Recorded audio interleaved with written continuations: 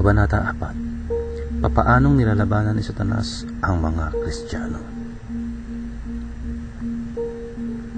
Sapagkat hindi tayo nakikipagbaka laban sa laman at dugo, kundi laban sa mga pamunuan, laban sa mga kapangyarihan, laban sa mga espiritu ng kasamaan sa matataas na lugar.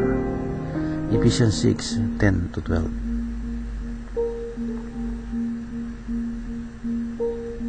Pakikipaglaban sa mga Kristiyano.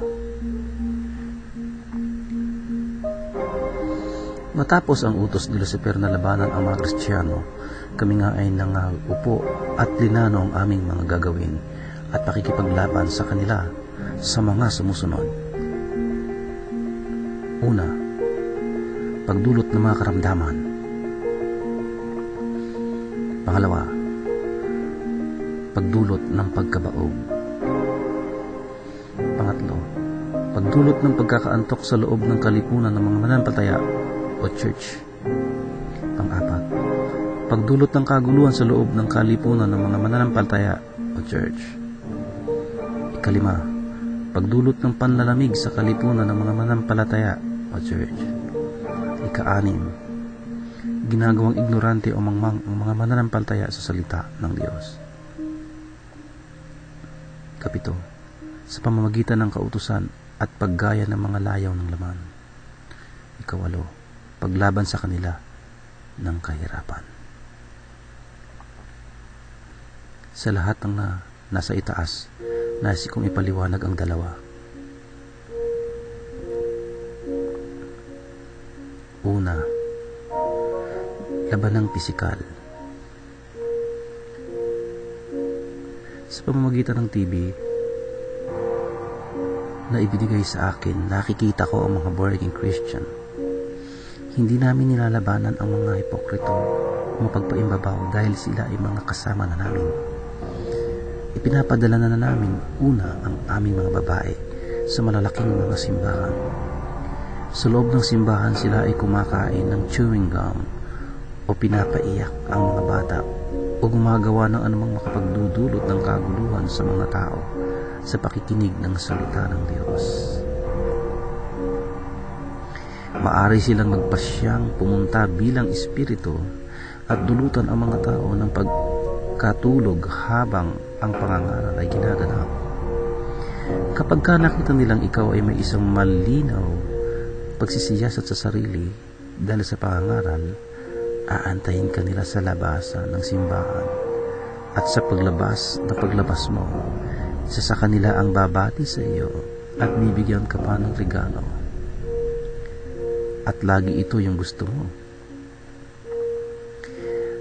At magpapakitang mapagkaibigan. Gagawin niya ang lahat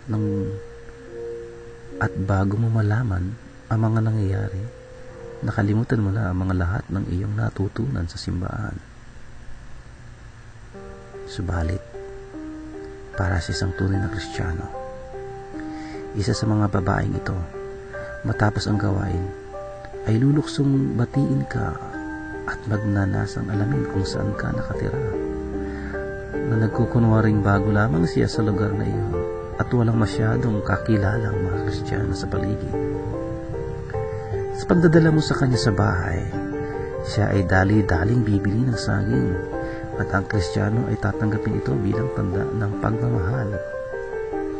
Magpapatuloy siya sa kanyang pagdalaw hanggang sa bandang huli ay alisin niya ang liwanag ni Kristo sa iyo, pagkatapos ay hihinto sa pagdalo. Ang malalaking operasyon sa mga buhay na iglesia o church at mga pagtatipon ay ang mga sumusunod. Pinapahina ang loob ng mga Kristiyano sa pagbabasa at pag-aral ng salita ng Diyos. At dahil dito ay nagiging mga mangmang sila sa kanilang kapamahalaan at sa mga pangako ng Diyos. Sa mga krusada, mga babaeng ito ay pinapadala upang magdulot ng di pagkakaunawaan at mga pag-aawayan.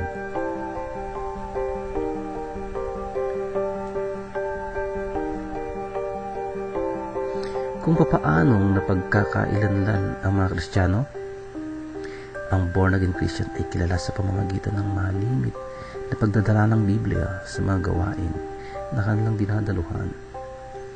Sila ay kilala sa daigdig ng Espiritu sa pamamagitan ng liwanag na patuloy na dumadaloy sa kanila, tulad na isang napakaliwanag na kandila sa puso o isang bilog na liwanag na sa palibot ng kaniyang ulo o isang dingding na apoy sa palibot nila. Kapag ang isang Kristiyano ay naglalakad mag-isa, nakikitaan namin kasama niyang naglalakad ang mga anghel. Isa sa kanan, isa sa kaliwa, at isa sa likuran. Dahil dito, napaka-imposible kaming makalapit sa Kanya. Ang tanging paraan upang magtagumpay ay sa pamagitan ng pagtukso sa isang Kristiyanong magkasala.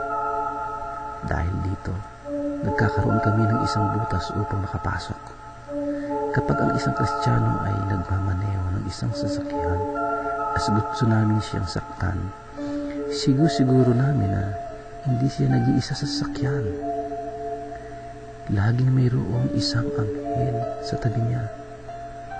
O kung nauunawaan laban ng Kristiyano ang lahat ng ihinanda ng Diyos para sa kanya, hindi na siya nakikisalamuha sa kasalanan o mamumuhay ng walang pakialam. Ang ikalawang aking ipapaliwanag, ang paggawa ng isang bagsak na Kristiyano.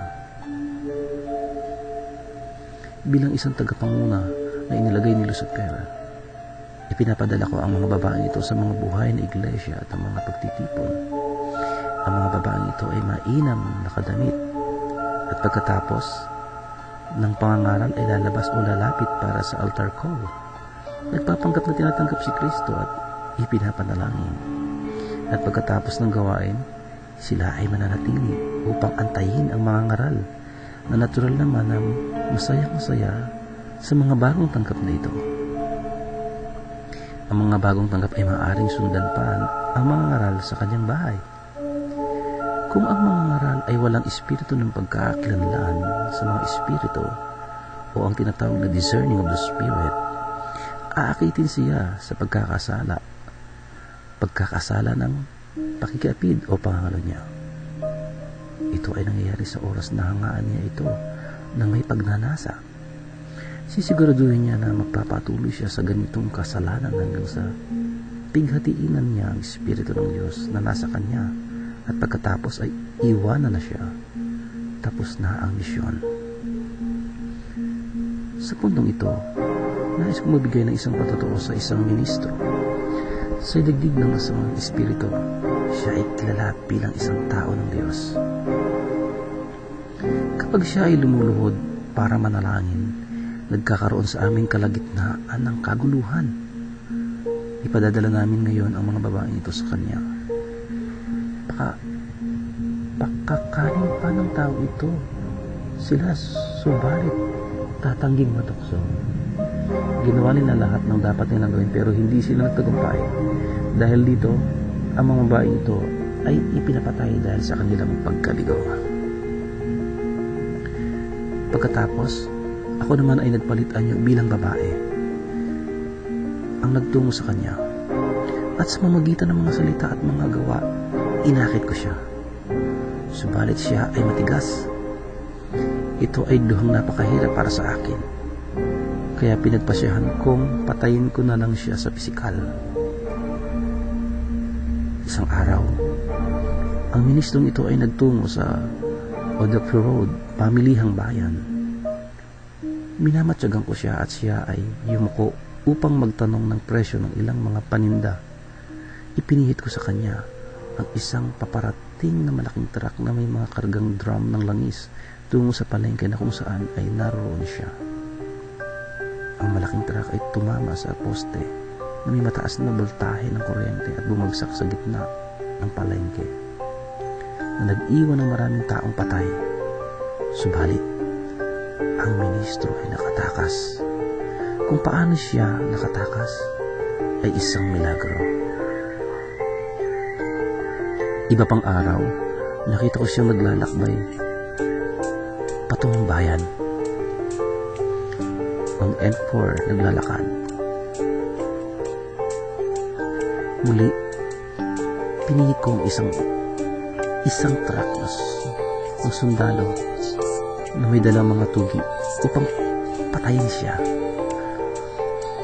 Ang truck ay tumungong diretsyo sa bagong kalsada sa sementeryo upang pumatay ng maraming tao. Subalit ang ministrong ito ay muling nakatakas. Matapos ang ikalawang pagtatangkang ito, huminto na kami. Siya ay buhay pa rin.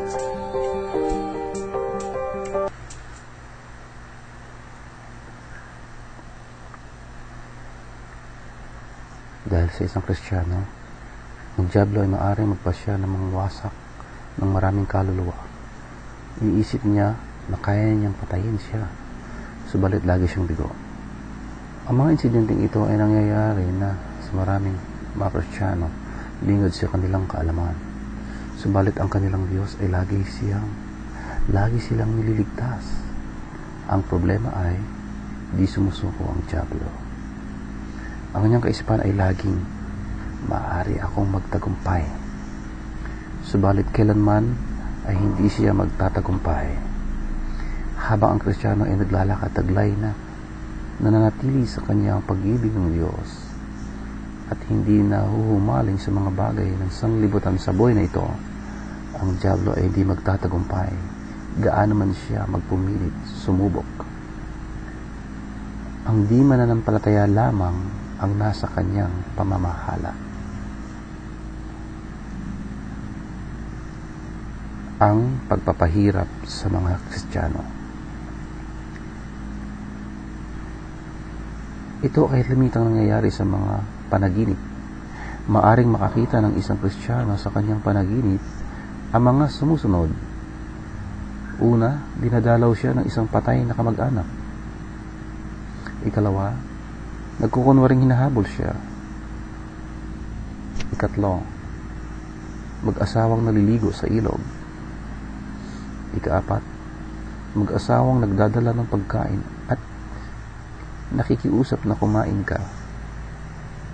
Ikalima, isang dalaga na nakikipagtalik o isang mag-asawang babae nakikipagtalik sa isang lalaki. Kung hindi ito lulunasan, kung minsan ay humahantong sa pagkabaog, o isang buntis na babae, nakikita niya ang kanyang sarili na nakikipagtalik sa isang lalaki. Kung hindi ito lulunasan, ay maaaring humantong sa isang pagkalaglag ng bata. Kung ang isang Kristiyano ay nararanasan ang mga nasa itaas na panaginip, hindi niya ito dapat ipagsawalang bahala sa pagkampay lamang ng kamay. Subalit sa kanyang paggising, dapat niyang sinasabi ng kanyang sarili at ikumpisal ang anumang kasalanan sa Diyos. Dapat siya ay magsisi. Gapusin ang lahat ng demonyo at hilingin sa Diyos na ipanauli ang lahat ng anumang pinakialaman. Ito ay napaka-importante. Ang tao ay dapat ding humingi ng tulong at payo ng isang malagong Kristiyano na puspos ng Banal na Espiritu, mas matanda sa pananampalataya.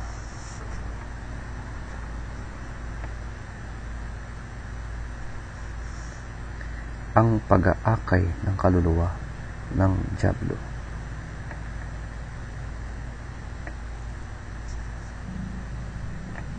Nang nililisan ni Jesucristo ang daig na ito, binigyan niya ang kanyang mga alagad ng isang utos.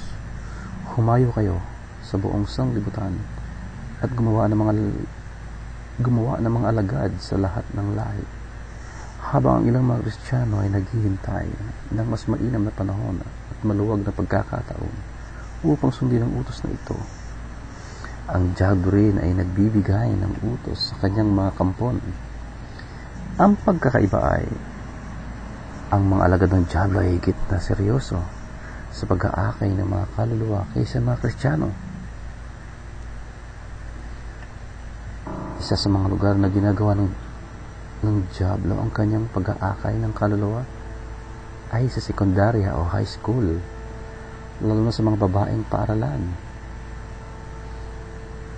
Ilan sa ating mga babae ay ipinadala sa mga paaralan bilang mag-aaral. Binibigyan natin sila ng mga makabagong at mamahaling sapatos o underwear. Ito ay pinakauna dahil sa tirahan ng mga babae, ibig nilang sila ay mga naka-panty lang. Ang aming mga kampon ay hindi magkukulang ng anuman. Cosmetics, mga damit, panty, mga libro, mga gamit at salapi. Isang natatanging sabong pampaligo ay ibibigay sa kanya upang ipagamit. At sino mo mag-aaral na nangangailangan ng sabon mula sa kanya? Ang isang babae na nagnanasa na nais na maging kagaya niya ay lalapit sa kanya at makikipagkaibigan sa kanya. Dahan-dahan ng aming mga kampon ay ipagpapakilala kami sa kanya. Sa puntong ito, dadalawin namin siya ng personal at magpapasimula kami magbigay ng mga regalo at pagtugon sa kanyang mga pangangailangan. Dahil dito, sasama siya sa amin ng pusang loob. Siya naman ay mag-aakay ng iba pa at laging ganon. Ito ay ibinibilang na isang misyon at ito ay ginagawa ng mayroong determinasyon upang magtagumpay. Isang bagay ang dapat maging malinaw. Walang sino mang pinipilit si Satanas. Ang kanyang ginagawa ay tuksuhin at gawin kang lumapit sa kanya ng pusang loob. Kaya nga ang sabi ng Biblia, labanan ang dyablo at siya ay lalayo sa iyo. Santiago 4:7. Isa pang lugar ng pagwawagi ng kaluluwa para sa dyablo ay ang mga nagbibigay ng libreng sakay. Ipapadala namin ang aming mga babae, mga prostitute na tumatayo sa lansangan. At kalimitan, sila'y ubod ng ganda at nakakaakit-akit ang kanilang mga kasuotan. Makikita mo rin sila sa mga hotel at sa pamamagitan ng mga lugar na ito, nakakakuha kami ng lalaki at babae. Marami tayong nakikitang mga tao nakalagay sa pahayagan na nawawala, naliligaw sa pamamagitan ng pagbibigay ng libreng sakay sa mga babae na hindi nila alam o kilala. Dapat kang ngayong maging maingat kung sino iyong sinasakay sa iyong kotse.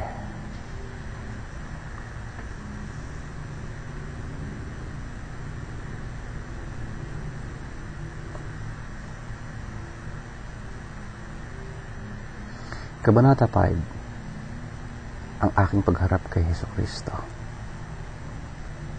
Sa buwan ng Pebrero 1985, kinaganap namin ang aming karaniwang pulong sa dagat. Pagkatapos doon, ako ay nagpasyang maglakbay patungong Port Harcourt in River State upang dalawin ang balo ng aking tiyuhin. Nakilala ko ang isang lalaking nagngangalang Anthony. Siya ay mayroong pagawaan o talyer sa Nyawa Junction sa hilera ng Trans-Admin Road, Port Harcourt, River State. Ipinatawag niya ako at yamang sa aming kalipunan ay mayroong kaming isang batas na hindi tatanggihan ng mga tawag. Nagpasya akong tanggapin ang kanyang tawag. Nagtungo ako sa kanya sa bandang hapon ng isang Huwebes ng linggong iyon. Nagpasimula siya sa pamamagitan ng pagsasabing binigyan siya ng Diyos ng isang mensahe para sa akin. Inilabas niya ang kanyang Biblia at nagpasimulang mangaral. Mayroon doong 3 iba pang Kristiyano nakaupo, isang lalaki at 2 babae. Nagpatuloy siya sa kanyang pangaral na may kahabaan at hindi ko tiyak kung napakinggan ko ang lahat ng kanyang sinabi. Sinabihan niya akong lumuhod para sa mga panalangin. Ako'y sumunod at patahimik na ako ay lumuhod.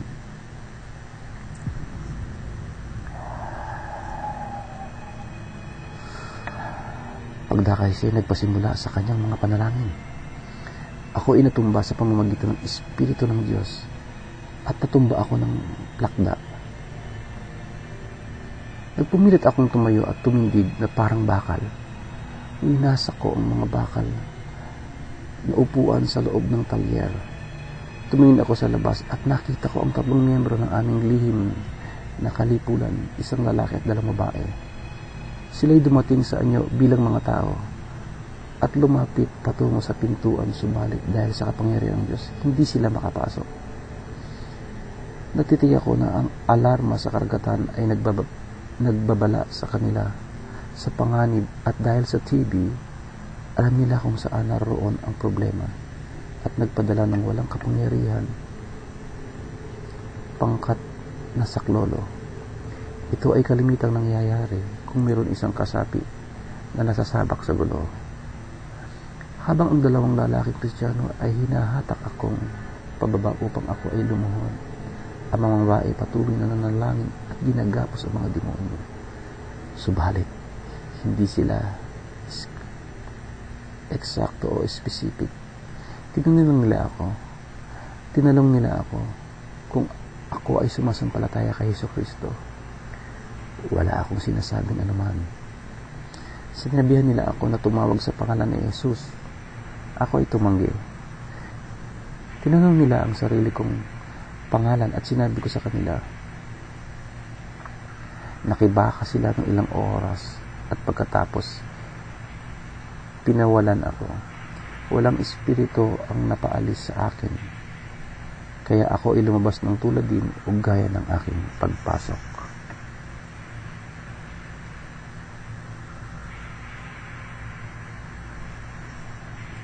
Ang mga gawain sa iglesia. Ang sumunod na araw bilang Biyernes, ako ay muling inimbitahan ni Anthony upang dumalo sa kanilang panggabing pananalangin sa Assemblies of God Church, Silver Valley, Port Harcourt.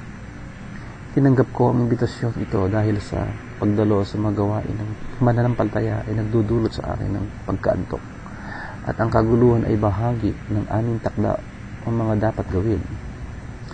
Ang programa ay nagsimula sa mga awitan. Kami ay umaawit hanggang isa sa mga miyembro ay nagtaas ng isang sikat na koro ng isang kilalang Christian band na tumutukoy sa kawalang kapangyarihan ng ibang kapangyarihan maliban sa kapangyarihan ni Jesus. Pagkatapos, nagsimula akong tumawa. Tumawa ako dahil nang tignan ko sa espiritu, tinignan ko ang kanilang mga buhay. Halos 75% ng mga taong umaawit sa koro na ito ay namumuhay sa kasalanan. Alam ko yun dahil sa mga kasalanan na kanilang mga buhay. Sila ay lantad at maaring saktan lubha ng mga kapangyarihang ito. Napakahalaga na ang mga Kristiyano na sumusunod sa salita ng Diyos ay hindi pahayagan ang mga lihim kasalanan na manatili sa kanilang mga buhay. Sa gawain iyon, kami ay dapat na mula sa karagatan at umawit at pumapalakpak na kasama nila. Muli, nais kong bigyan diin dito na kapag magsimula ang isang gawain, ang mga miyembro ay dapat payuhang ipahayag muna sa Diyos ang kanilang mga kasalanan. Pagkatapos ay tumungo sa isang tunay na mga pagpupuri sa Diyos. Ang bagay na ito ay magdudulot sa alagad ni Satanas na naroon ng napakahirap na kalagayan, at sa katunayan, tataka sila para ligtas ang kanilang buhay. Sa partikular na gawain ito, kami ay napakakomportable at nagawa pang magtungo sa aming operasyon. Marami ang nagsisimulang matulog, ang mga koro ay inaawit na may kahinaan, at ang mga bagay ay nagpapawarde-warde. Sinabi na ni Brother Anthony sa kanila ang tungkol sa akin, kaya sa bandang 2:00 ng umaga, tinawag nila ako upang ipanalangin. Habang ako ay papalapit sa harapan, nagpasimula silang nagsumamo sa dugo ni Jesus. Pinatigil ko sila at sinabi ko, hindi ang pagsusumamo sa dugo ni Jesus ang solusyon. Ako ay isang malalim na kasapi ng lihim na kalipulan. Kung kayo ay magkakasundo na kaya ninyo akong palayain, doon ako ay luluhod. Ang mga salitang ito ay na aking sinabi ay hindi ko muna pinag-isipan. Ang dugo ni Jesus ay nakapangingilapot sa mga demonyo at nag-iingat sa mga mananampalataya, subalit hindi nakakagapos ng mga demonyo. Ang paggapos ng mga demonyo ay nangyayari lamang kung ang Kristiyano ay ginagamit ang kanyang kapamahalaan at ibibigay ang kanyang utos. Nagkasundo sila at ako'y lumuhod. Sa puntong iyon, isang kapatid na babae na pinapatnubay ng Espiritu ng Diyos sumigaw at nagsabi, kung hindi ka karapat-dapat, huwag kang lalapit. Sigurado ako na maraming hindi nakakaunawa kung ano ang ibig sabihin niyang sabihin, lubhang napakadelikado para sa isang Kristiyano na namumuhay sa kasalanan na magpalayas ng mga demonyo. Marami ang umatras at iilan ang lumapit upang ako ay ipanalangin.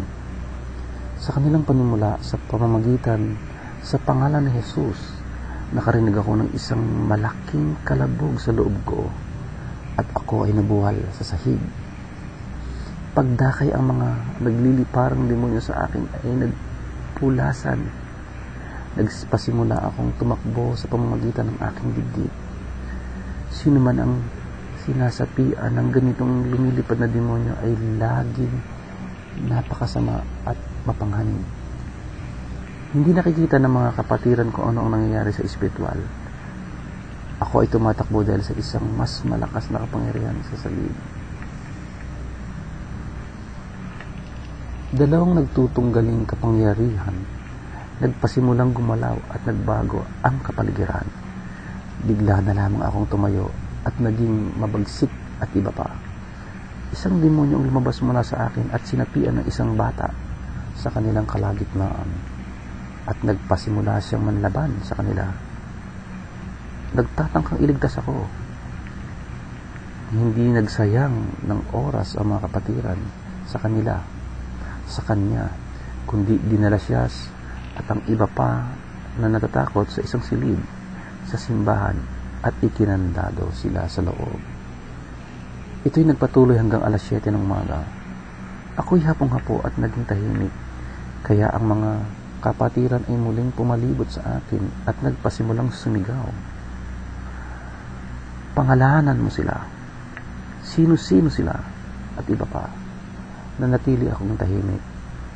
Matapos magantay ng mahabang oras at nawala akong init, sila ay napaniwala kung ako ay malaya na. Nanalangin sila at kami ay nagsiayon na.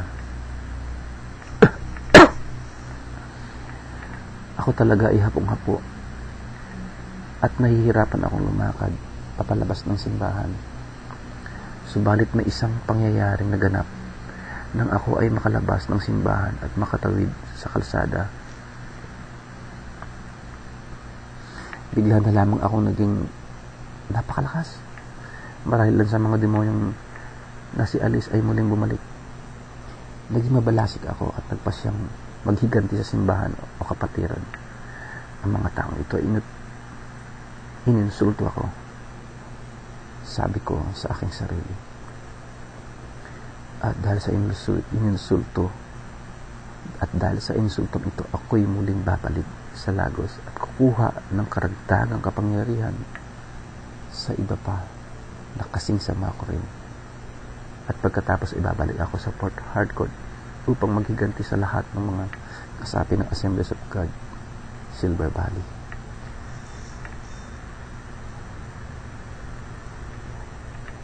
Pagtungo sa Lagos.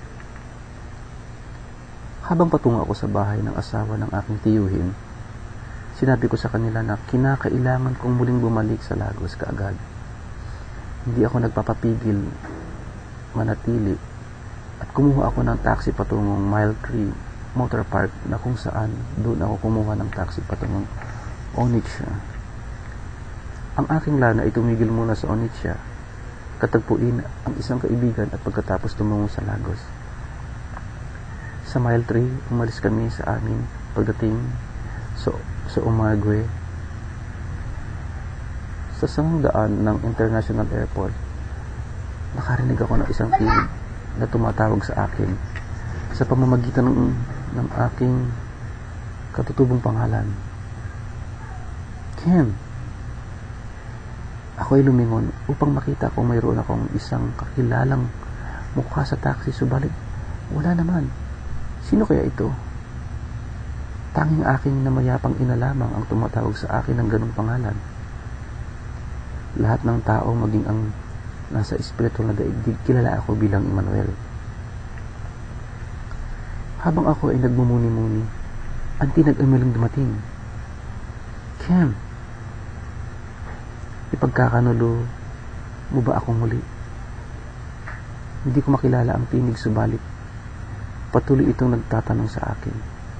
Ipagkakanulo mo ba akong muli? Bigla-bigla, nagkaroon ako ng grabing lagnat. Ang init na lumabas sa aking katawan ay napakataas na nakakaramdam ng mga pasahero sa paligid. Isa sa kanila ay nagtanong sa akin, Mister, ikaw ba ay walang sakit bago maglakbay? Sinabi ko sa kanila na ako ay mabuti at wala man lamang akong kahit sakit ng ulo bago umalis ng Port Harcourt. Sa umuwak pa sa Owori, hinimatay ako sa loob ng taxi. Ang sumunod na nalaman ko, may dalawang lalaking matatangkad at malalaki dumating upang kunin ako. Isa sa aking kaliwa at isa naman ay sa aking kanan. At wala silang sinasabing anuman sa akin. Dinala ako sa isang babatong kalsada at may mga bote at bakal. Habang kami ay naglalakbay, ang mga bote at bakal na ito ay nagdudulot ng mga sugat at nagpasimula akong umiyak. Subalit ang mga lalaking ito ay wala pa rin inik. Nagpatuloy kami sa paglalakad at lumabas kami sa isang malaking kalsada.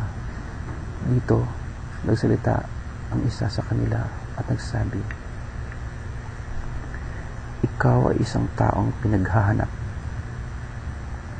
At nagpatuloy kami hanggang makarating sa isang napakalaki at napakahabang gusali na mukhang isang buluwagan na pagpupulong. Nang kami ay nakapasok sa entrada, isang tinig sa loob ang nagsabi,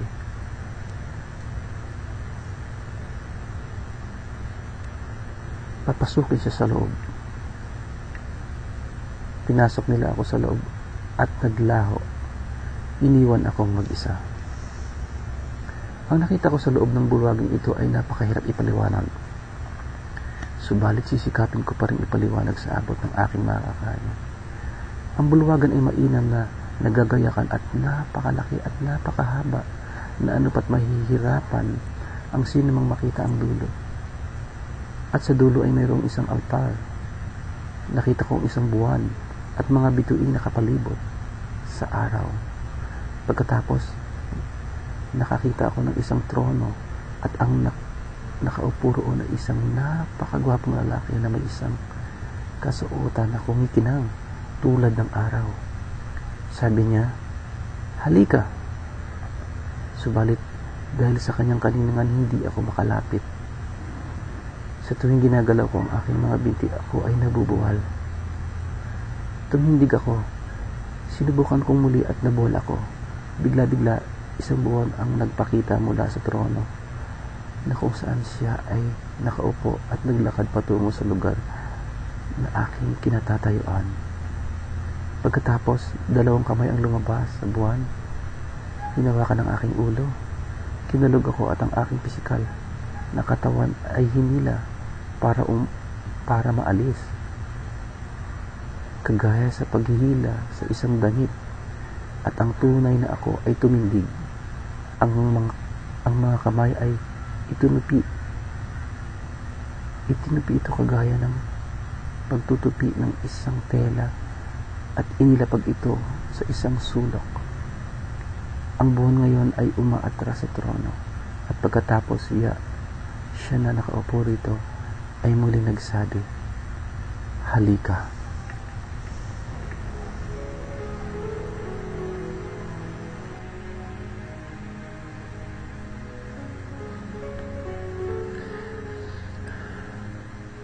Ang espiritual na paglilinis. Ako ay lumakad sa isang pinto at siya ay umakbang papalabas ng trono patungo sa akin. Inalis ang aking mga binti isa-isa at itinaktak ang mga nasa loob nila at muli itong inayos pabalik. Ginawa niya rin sa akin mga kamay ang gayon at muling ibinalik. Sa katunayan, lahat ng lugar na pinagtaguan ng kapangyarihan ng reyna ng Pangpang, nagmumuni ako sa aking isipan. Sino kaya ito? At paano niya nalaman ang mga lugar ng mga bagay na ito ay lihim? Pagkatapos nito, siya ay muling bumalik sa kanyang trono at sinabi sa akin, "Lumapit." Habang ako ay nagsimulang maglakad, ilang mga bagay ang nagsimulang maglagpakan mula sa aking katawan. Mga talukap ay nalaglag mula sa aking mga mata at iba pa. Subalit bago ako makarating sa altar, ito ay huminto. "Saan ka pupunta?" tanong niya. Ako ay sumagot at nagsabi, "Ako'y patungo o Nietzsche upang makita sa aking kaibigan." Sabi niya, "Oo, pero ipapakita ko sa iyo kung ano ang nasa iyong isipan." Hanggang sa mga oras na ito, hindi ko pa rin alam kung sino siya. Subalit isang bagay ang tiyak na siya ay higit na makapangyarihan sa lahat ng mga kapangyarihan na dumaan sa akin. Sumenya siya sa isang lalaki at sinabi sa kanya na ipakita sa akin kung ano ang kinathako sa aking puso. Dinala ako ng taong ito sa isang silid at binuksan ng isang tila baga isang pisara. Sa katunayan, kung may pagkakataon akong tumakas ay tatakas ako, sapagkat sa harapan ko ay nakasulat ang lahat ng pinaplano ko laban sa mga Kristiyano at ang plano ko laban sa Assemblies of God Church, Silver Valley. Dinila ako muli ng lalaki sa isang altar at umalis. Lumabas siya sa trono at hinawakan ako sa pamamagitan ng kanyang mga kamay at sinabi niya sa akin na mayroon siyang ipapakitang ilang mga bagay. Sa aming paglalakad, sinabi niya, "Ayaw ko na ikaw ay mapahamak, kundi iligtas ka, at ito ang iyong huling pagkakataon. Kung hindi ka magsisisi at lumapit at maglingkod sa akin, ikaw ay mamamatay.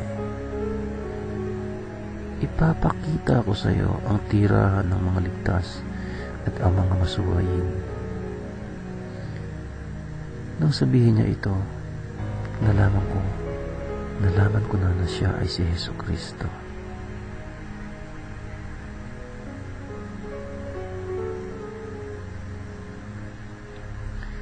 Ang mga makalangit na kapahayagan.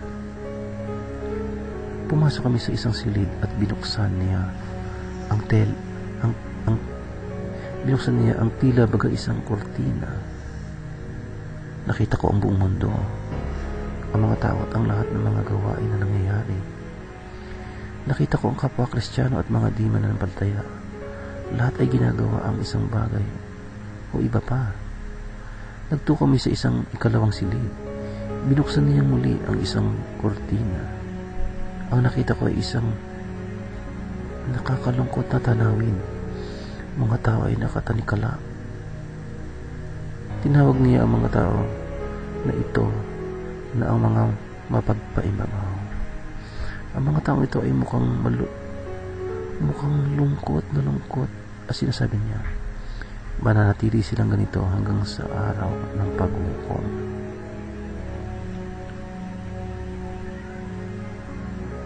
Nagtungo kami sa isang pangatlong silid. Binuksan niya ang isang kurtina at nakita ko ang maraming tao.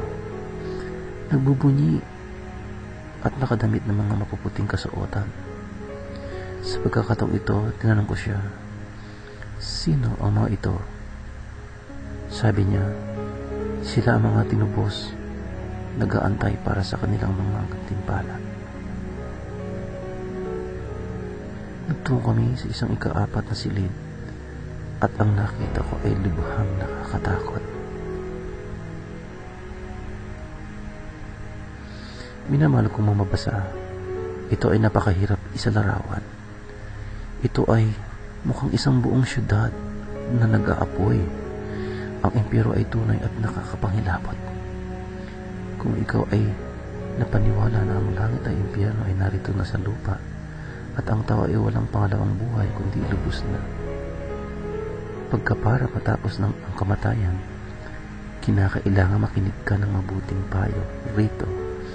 Ngayon na mayroon isang tunay na impyerno at mayroon isang tunay na langit. Kaya nga, noong si Jesucristo ay narito sa lupa, binalaan niya ang mga tao tungkol sa impyerno. Muli kong sasabihin, ang impyerno ay tunay. Nakita ko ito at ito ay isang lugar na nakakapangilabot. Tinanong ko siya, "Ano ito?" Ang kanyang sagot ay, "Ito ay hinanda para kay Satanas at sa kanyang mga anghel at para sa lahat ng mga masuwayin."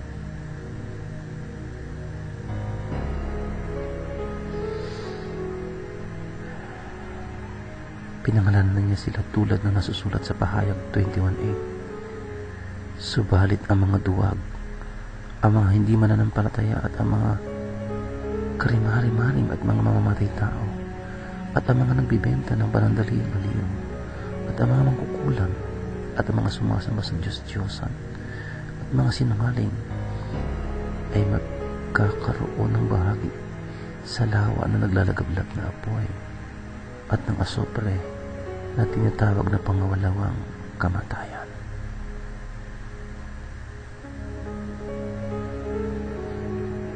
Nagtungo kami sa isang ika-5 silid nang buksan niya ang isang kortina. Ang nakita ko ay maisa sa larawan lamang bilang maluwalhati. Ito ay tila baga na kami ay nakatingin mula sa ibabaw ng bundok. Nakita ko ang isang bagong syudad o lungsod. Ang lungsod ay napakalaki at maganda. Ang mga kalsada ay yari sa ginto.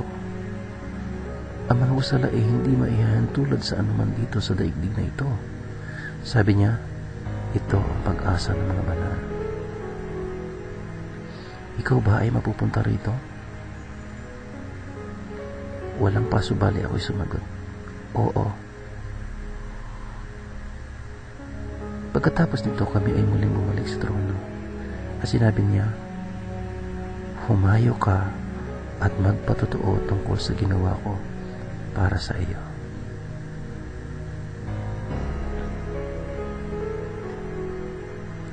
Muli, dinala niya ako sa isa pang silid at nang buksan niya ang isang kurtinang nakita ko ang lahat ng aking makakaenkwentro o makakatunggali sa aking paglalakbay patungong Onisya sa Lagos at kung papaano niya akong mapapalaya sa bandang huli.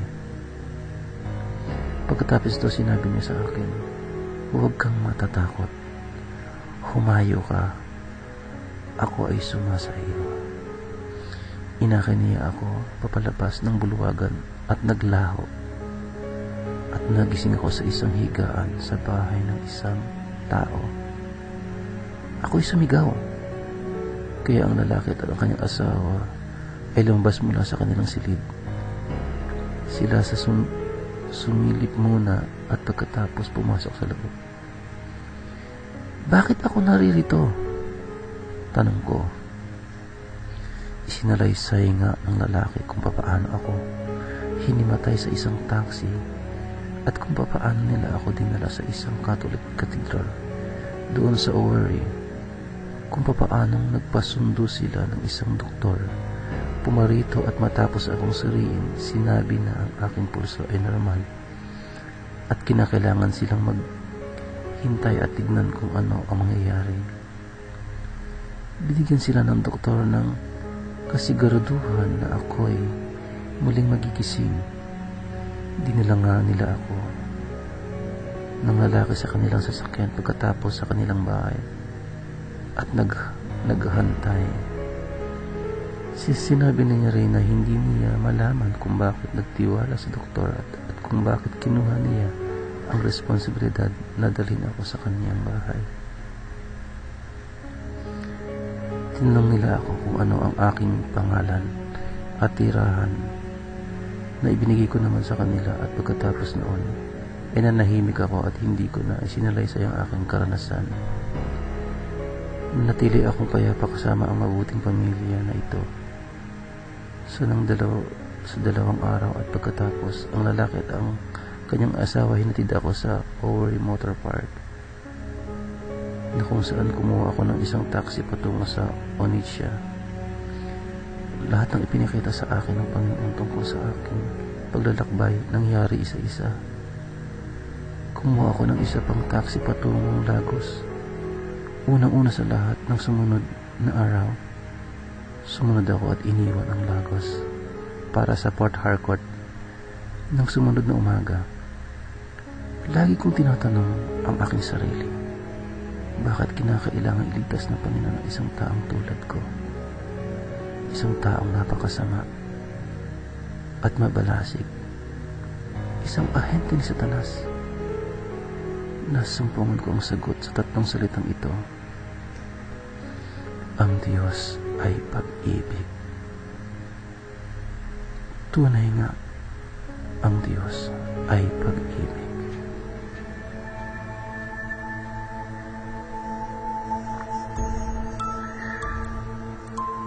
Kabanata 6, Tukso at Tagumpay. Dinirinig ng aking mga tupa ang aking tinig at nakikilala ko sila at sila'y sumusunod sa akin at binibigyan ko sila ng buhay na walang hanggan at kaalaman at kailanman sila ay hindi mapapahamak. Hindi rin sila makukuha ni numan mula sa aking kamay.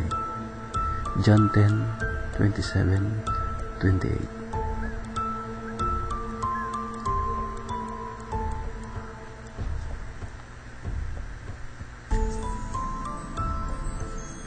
Matapos ang aking pagbabago kay Kristo, ang unang bagay na nangyari, nawala lahat ng mga kaloob na regalo mula sa dagat.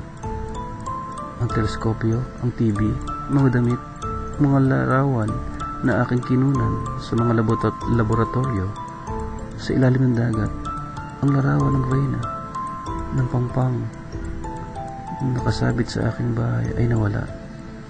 Sa aking pagbabalik sa Port Harcourt, may pagnanasa ako magpatotoo kung ano ang ginawa ng Panginoon para sa akin. Subalit hindi ko pinahintulutan sa simbahan.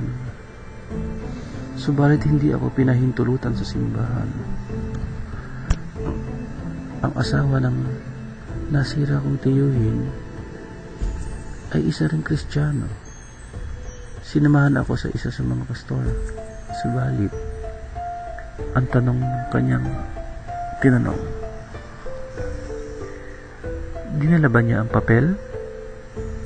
Naunawaan ko na lamang na bandang huli na ang papel na kanyang tinutukoy ay isang membership letter o form.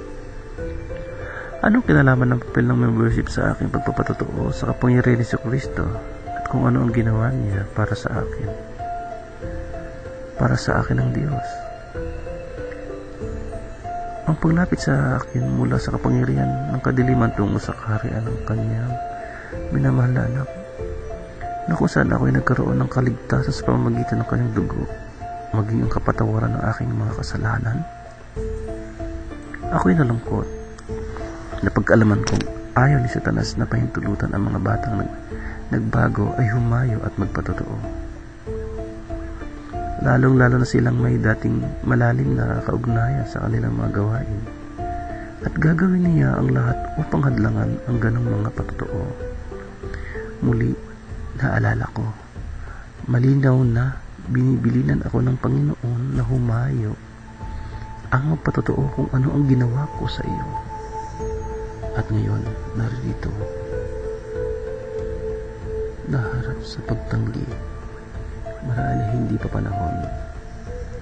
Kaya, pinagpasayan ko na munang umiwas sa pagbibigay ng aking patotoo sa kanino man.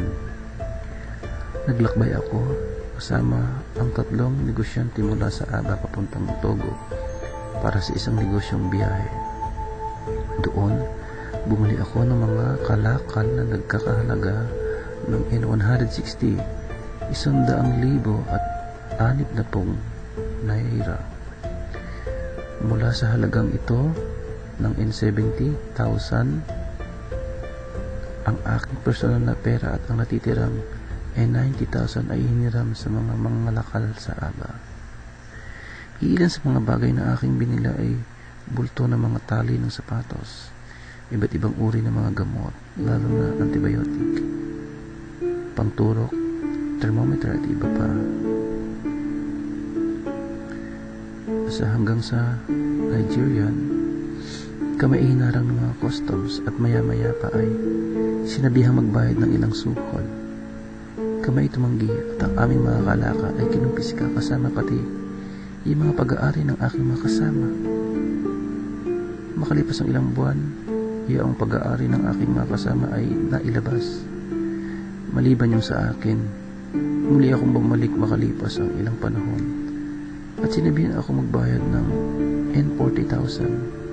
Subalit, nang aking tingnan ang mga kalakal, napag-alaman ko na lahat ng aking mahalagang kalakal, bulto ng mga sintas ng sapatos, pangturok, mga gamot iba pa, ay ninakaw na. Tinantya ko ang mga natitirang kalakal na nilalaman ko na ang pagbabayad ng N40 sa customs ay magdudulot lang lalo ng pagkalugi. Kaya pinagpisyan ko nang nahayaan na lamang ang mga natitirang mga kalakal. Ang mga negosyanteng pinagkautangan ko ng salapi ay nagpasimulang habulin ako. Ang ilan ay tumawag ng pulis at ang iba naman ay inilagay ang bata sa kanilang mga kamay at nagplanong iligpit ako. Ang tanging paraan ay isara ang aking mga pondo sa bangko at gamitin lahat ng pera upang tugunan ang lahat ng aking pagkakautang. Sa biyaya ng Diyos, nabayaran kong lahat maliban na ang 1,000 na para sana sa aking kasera sa Lagos. Ako'y lubos na nalugi at nangungutang kahit 20k pang taxi. Nagtungo ko sa ilang na mga negosyanteng Kristiyano na kilala ko noon upang humingi ng tulong upang makapagsimula akong muli ng bago.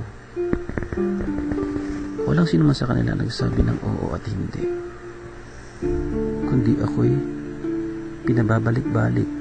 Kinabukasan, hanggang sa mapagod na ako sa paghahanap ng tulong, hindi ko na alam ang salita ng Diyos at dahil sa lahat ng aking mga kabalisahan sa aking puso. Babasahin ko ang Biblia subalit hindi ko ito maunawaan. Patuloy ako nagbubulay-bulay kung ano ang aking gagawin.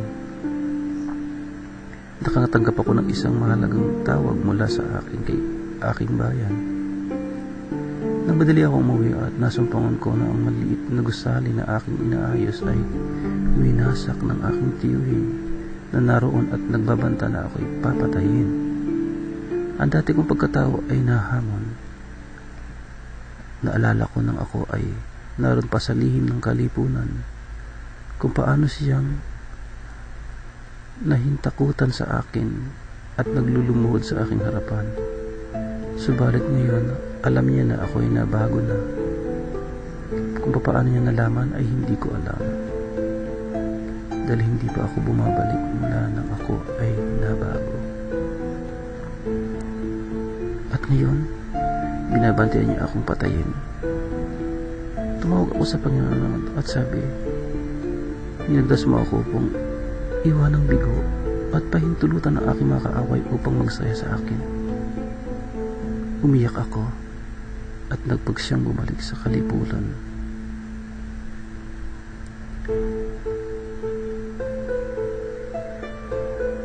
Kahit pa paano maliligtas ako sa lahat ng aking kaguluhan at matuturuan ko ang aking tiyuhin ng isang aral na hindi niya malilimutan sa buo niyang buhay. Bagamat kinuha ko ng desisyon, meron akong dalawang tanyag ng mga takot sa loob ko. Una, habang ako'y binabago, malinaw na sinabi ng Panginoon sa akin, ito na ang iyong huling pagkakataon. Ang aking pagbalik sa kalipunan ay maaring mga hulugang kamatayan. Hindi lamang physical subalit spiritual na kamatayan. Pangalawa, kung ako'y manatili sa Panginoon, ang aking tiyuhin ay nagpupuyos sa banta na ako'y papatayin niya. Ako'y lubhang naguguluhan at nangangailangan ng tulong. Wala akong alam sa salita ng Diyos at hindi ko alam ang salita patungkol sa ganitong kalagayan. Minamahal kong magbabasa. Mauunawaan mo rito na nadala ako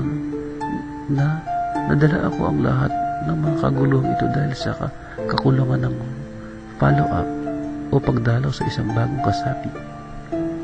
Ang pagdalaw sa mga bagong kasapi ay napakahalaga at ang mga Kristiyano ay dapat gawin itong may kaseryosohan.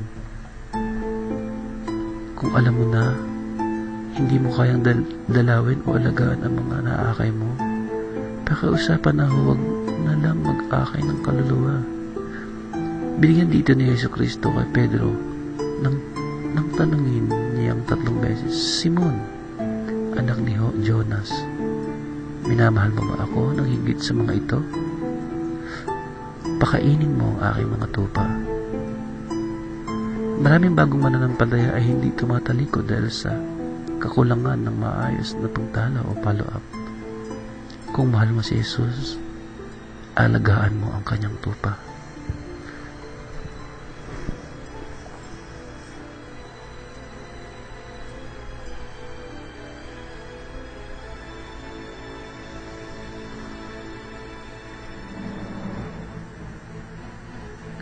Ang digmaan laban sa mga alagad ni Satanas.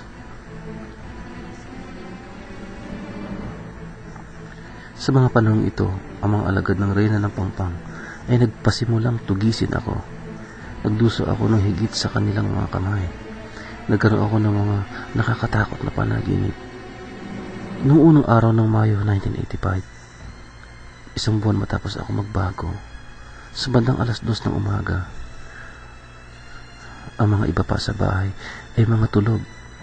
Ako ay ginising ng mga malakas na ito. Inutusan nila akong lumabas ng bahay. Ako ay sumunod. Lumabas ako habang sila ay nakasunod sa likuran. Ang lahat ng ito ay tila baga isang panaginip, subalit ito'y totoong nangyayari. Dumako kami sa libingan ng St. Paul's Anglican Church sa gilid ng Aba Road, Port Harcourt. Sa pagdating namin doon, sinabi nila, "Kinakailangan mong bumalik. Kung ikaw ay tatanggi, papatayin ka namin o gagawin ka namin isang pulubi." Matapos ang ganitong banta, sila ay umalis. Bumalik ako sa aking ulirat at nang mangha kung paano ako nakarating sa libingan. Ako'y bumalik sa aking higaan at natulog. Nagpasya silang atakihin ako tuwing hapon.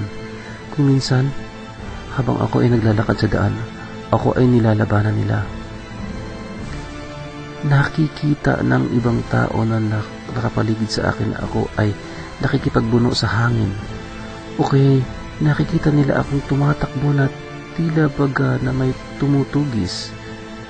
Ako lamang ang nakakakita sa kanila. Ginawa nila ito ng may 4 beses bago huminto. Pagkatapos ang kanilang pinuno, ang reyna ng Pampang, ang humalili. Nang unang araw dumating silang lulan ng isang sasakyan at humimpil sa tabi ng aming bahay. Siya ay nakabihis ng mainam at napakaganda tulad ng dati. Akala ng mga tao sa paligid na siya ay aking nobya. Biglaan siya ay pumasok. Kilala ko kung sino siya. Siya ay pumasok ng bandang 12 tanghali kung saan ang paligid ay hindi masyadong abala. Siya ay naupo at sa lahat ng kanyang sinabi niya, pwede kang pumunta sa iyong simbahan. Sumampalataya kung ano ang gusto mong sampalatayanan. Subalit kung maaari sanang huwag mo akong ibubulgar. Ibibigay ko sa iyo ang lahat ng iyong pangangailangan sa buhay na ito. Hindi ko pa alam ang mga kasulatan, kaya nakinig lamang ako at pinagmasdan siyang lumakad. Nakiusap siya at nagsikap na kumbinsin ako na muling bumalik sa kanya. Hindi ako nagsabi ng oo o hindi sa kanya. Tumindig siya, lumakad patungo sa kanyang sasakyan at umalis.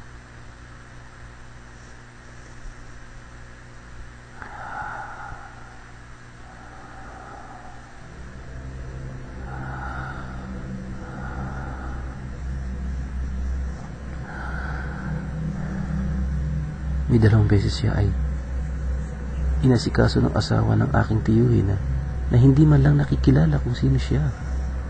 At hindi ko sinabi sa asawa ng aking tiyuhin kung sino ang dalagang iyon. Sa kanyang huling pagdalaw, binago niya ang kanyang paglapit sa akin. Sa pagkakataong ito, binigyan niya ako ng isang matigas na babala. Sinasabing, sinikap niya ako'y kumbinsihin sa mga pagdalaw na ito upang bumalik sa kanya, at ako'y naging napakatigas, at ito na ang kanyang huling dalaw. Kung hindi pa rin ako babalik, darating siya sa akin sa Agosto at papatayin niya ako.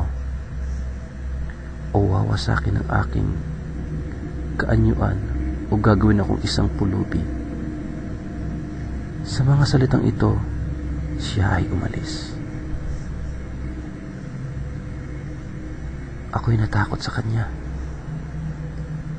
Isang araw, nagtungo ako sa simbahan at tinawag ko ang isang kapatiran.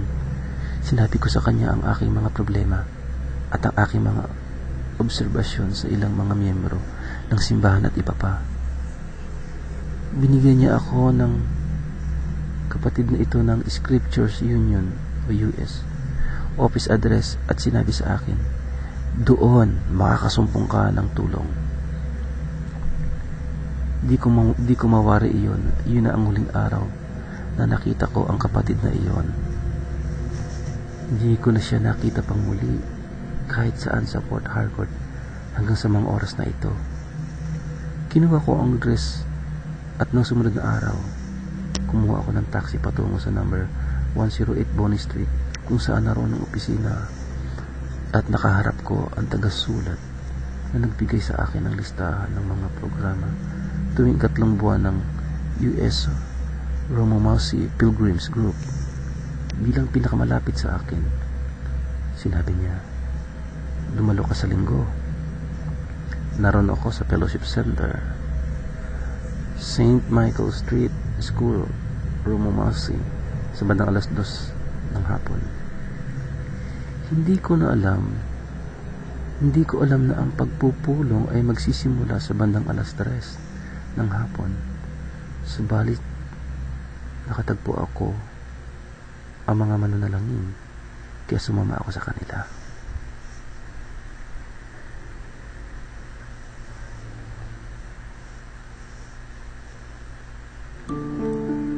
Matapos ang gawain ng araw na yon ay nalaman ko na ito ang tamang lugar para sa akin.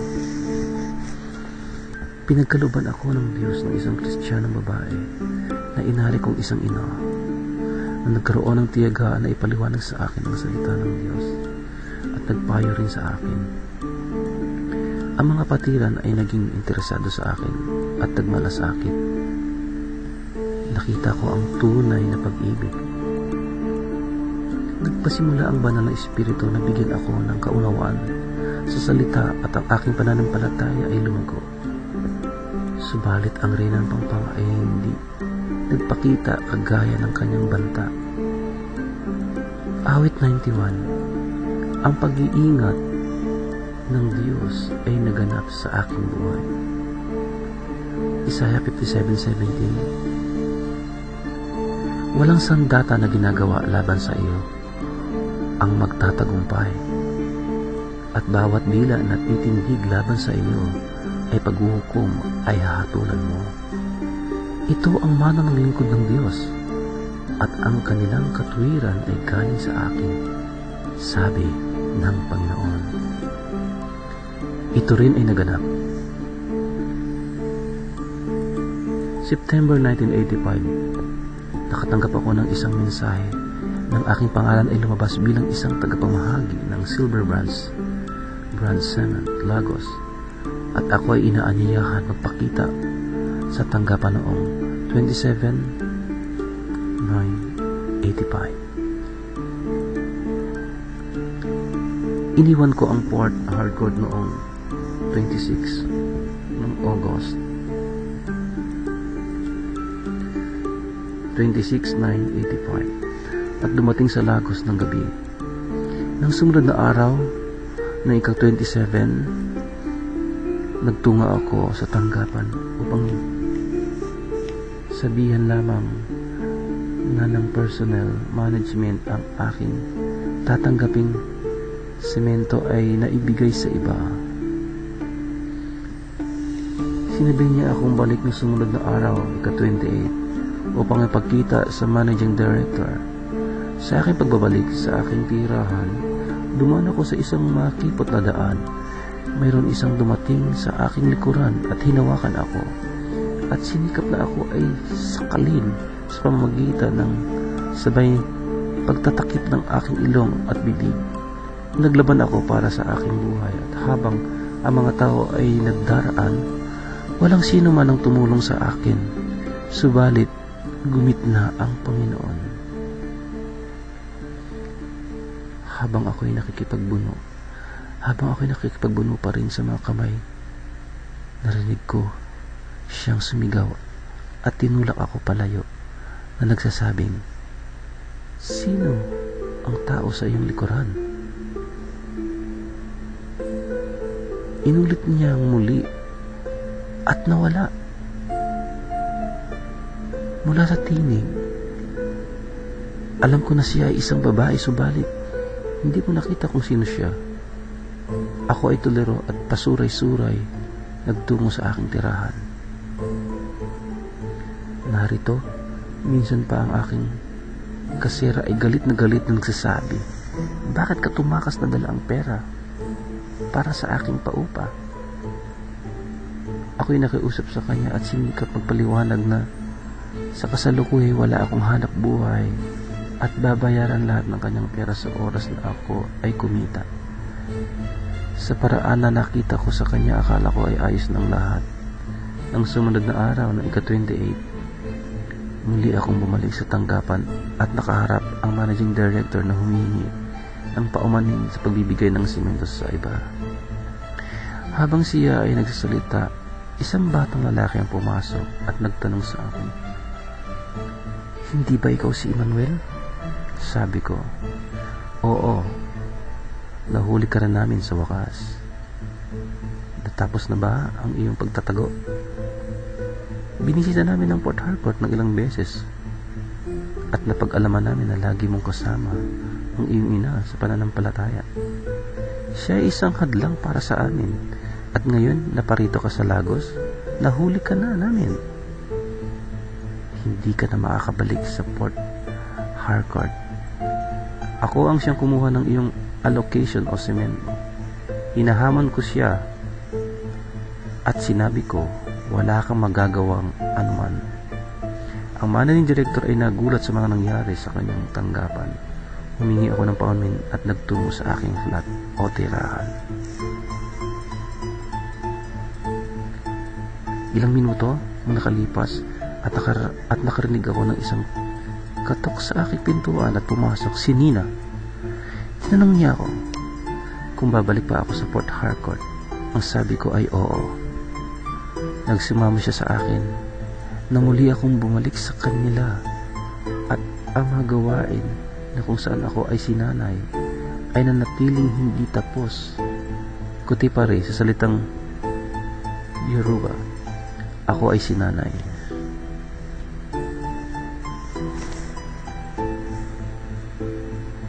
Maging tagapamahala ng mga alagad ng kapangyarihan ng demonyo.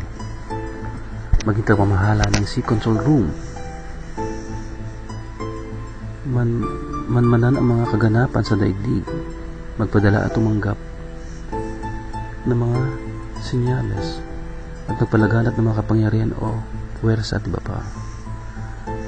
Maging mapangalawa sa reyna ng Pampang. Kasama rito hindi lamang ang mga seremonya, mga paghahandog, pagsasagawan mga espesyal ng mga takda mula sa kanya. Subalit mayroon pang ibang mga bagay na mahirap ipaliwanag. Sa pagtulong sa mga kapangyarihan ng kadiliman, magtatag ng mga bagong lihim na samahan na magbumungkay hindi mabanganib upang makaganyak ng mga kabataan at mga dumalo sa simbahan. Sabi niya, kung sasamahan ko siya, ang naghihintay saan ay 2 parangal at maraming pagpapala. Inamin niya na sila ang may kagagawan kung kaya't ang kanyang kalakal na kumpiska at ninakaw, at sila rin ang nagsusuhol sa aking tiyuhin upang wasakin ang aking gusali at bantaan ang aking buhay, na kung tatanggihan ko sumunod sa kanya, higit pa ang gagawin nila at sisiguraduhin nila na hindi ako magtatagumpay, na nagpapasyahan nila na labanan ang aking ina sa pananampalataya. Kung makukuha natin siya, makukuha ka namin, sabi niya. Sa puntong iyon, nagpasimula akong mangaral sa kanya. Siya ay tumindig at nagsabi, niloloko ka niya, at umalis. Ito'y nangyari noong gabi ng 28.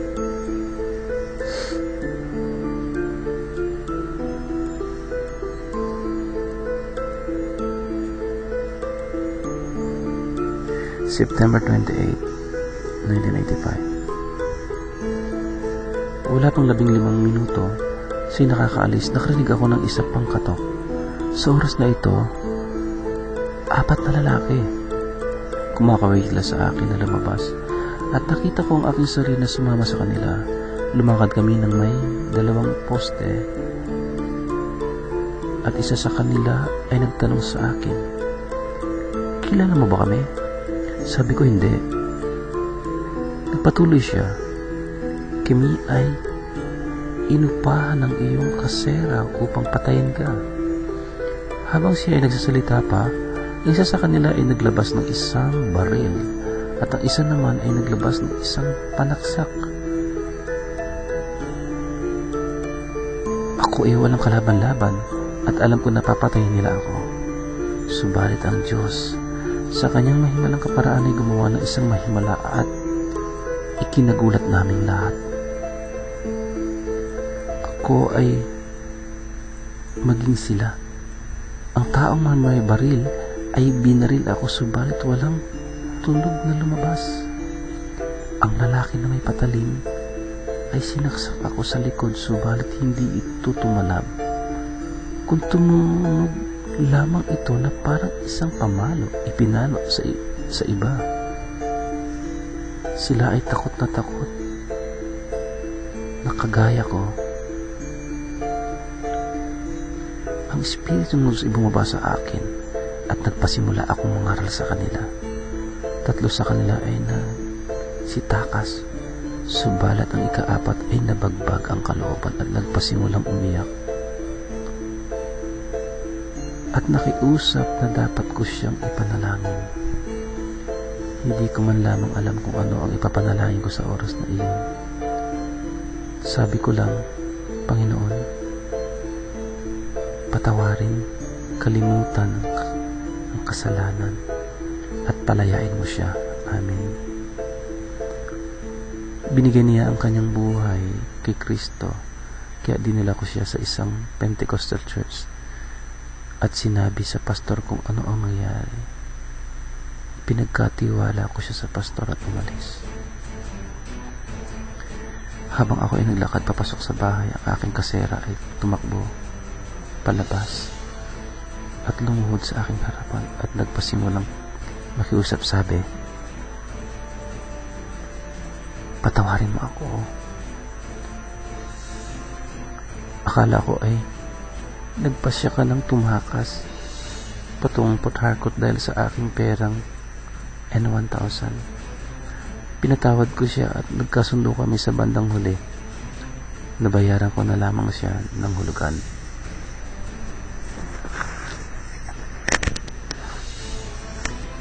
Nang gabi rin iyon, bandang 2:00 ng umaga, ginising ako ng Panginoon. Hindi ko alam kung bakit ako nagising, kaya lumakad ako sa salas at ang nakita ko ay isang malaking pawikan nakaharap sa akin. Bigla ko naalala ang aming Bible study na ginanap sa Port Harcourt tungkol sa kapangyarihang salita. Sinabi ko noon ang salitang ito, pawikan. Mula nang ika'y ipanganak, ang tahanan ng mga pawikan ay kundi sa halamanan ay sa dagat. Subalit dahil sa pagpunta mo sa aking bahay habang ang aking mga bintana at pintuan ay nakasara, nagkasala ka. At dahil dito, ay dapat kang mamatay. Matapos kong sabihin ang mga bagay na ito, bigla siyang naglaho. Ako ay muling bumalik sa silid at natulog. Sa ikalawang pagkakataon muli, nagising ako at narinig ang ilang ingay sa salas. Nagtungo at doon, nakatindig sa harap ko isang napakangilabot na buwetre. Inulit kong muli ang parehong mga salita na sinabi ko, sa paggawa mo ng kasalanan ito, dapat kang mamatay. Naglaho rin ito. Sa lakbayang ito sa Lagos, nakita ko ang kabutihan ng Diyos, kadakilaan at katapatan.